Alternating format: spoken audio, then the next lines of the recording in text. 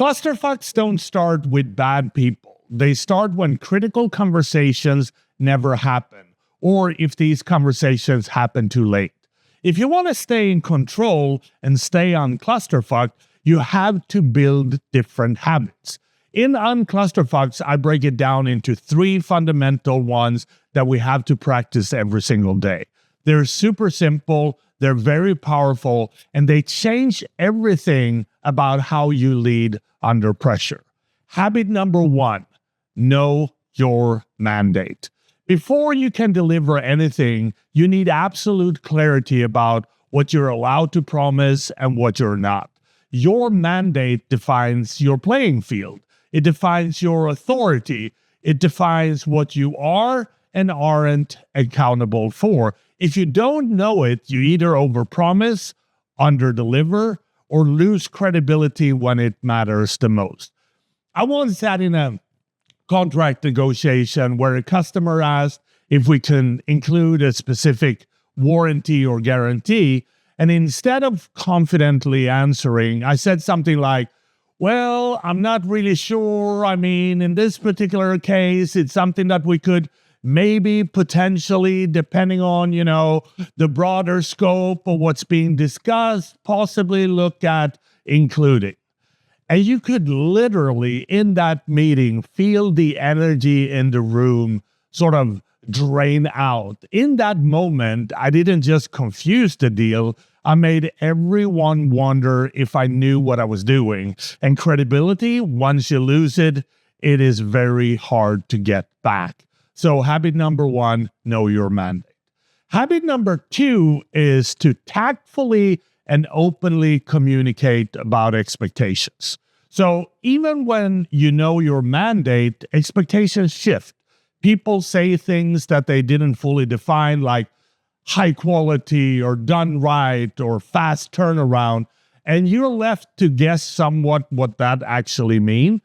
Tactfully communicate means surfacing these assumptions early without making people defensive. It means asking questions like, when you say fast, are you talking hours, days, or weeks? Or when you say done, what does actually done mean to you personally? A couple of years ago, I was in a kickoff meeting, a lot of senior executives at that meeting, and one of the senior sponsors said, just make sure that this doesn't cause problems down the line. And now, normally, I would have just nodded and say, absolutely, we'll make sure that there's no problems whatsoever. Well, that's why you hired us, because there will be no challenges like this going forward. Absolutely, we're on top of everything.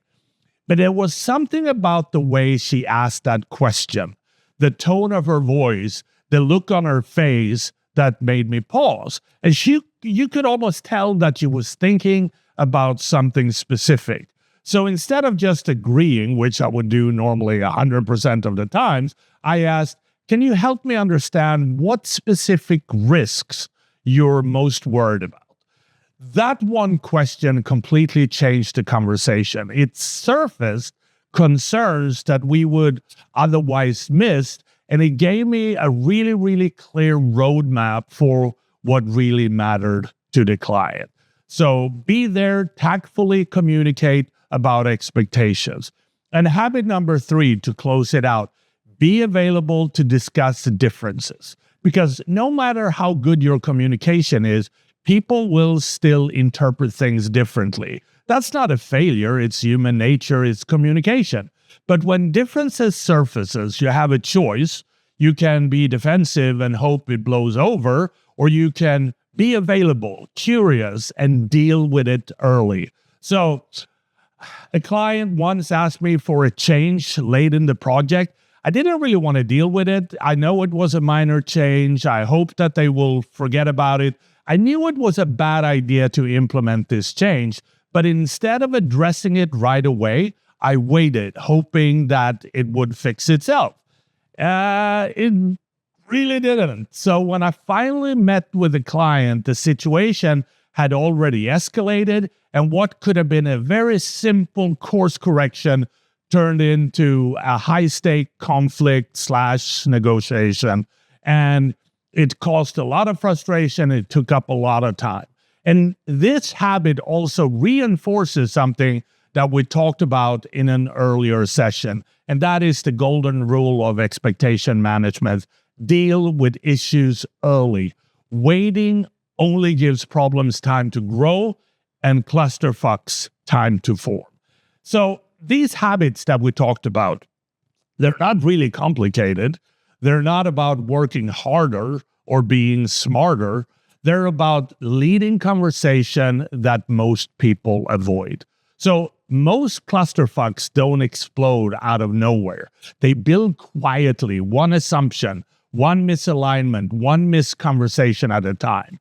If you build these habits, you will catch the cracks early, and it will help you to stay unclusterfucked.